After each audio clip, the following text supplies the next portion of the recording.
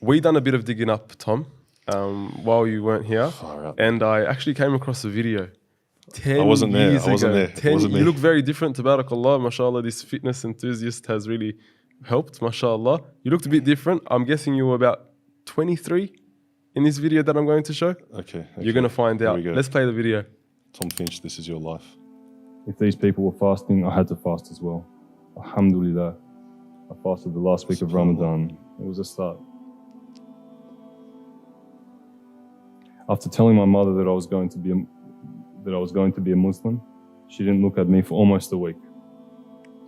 Before speaking with her, I was happy that I'd found my religion after the prayer, research, and thought I'd invested to reach this decision.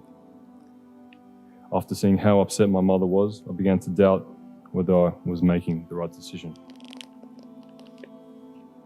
This was the woman who had carried me in her womb for 9 months and cared for me as a child and had given me everything I ever needed. As you'd guess, by this stage I was pretty upset. After speaking with a friend, I was back on track after establishing that the reasoning behind making this change is for me. Pleasing my parents is important, but pleasing my Creator was of ultimate importance. Wow. Wow. Allahu Akbar. SubhanAllah. Take us back to that moment. What was it like? The first year. The first year coming to your parents and just saying, look, you know, this is what I've chosen. I guess what gets me a bit emotional is I think the dynamic between me and my mother. My mother is an amazing woman. She's the most important person in my life, and she didn't receive the news particularly well.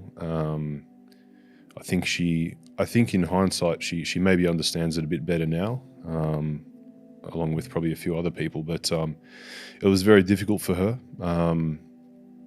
In particular, the first few years. I think it probably took about 3 years for us to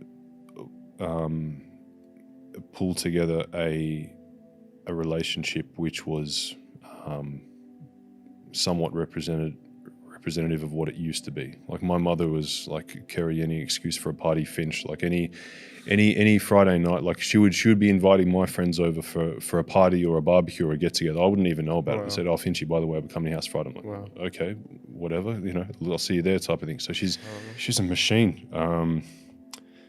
Yes. What do you think worked? What do you think, didn't go to your advantage? I'll tell you what did work.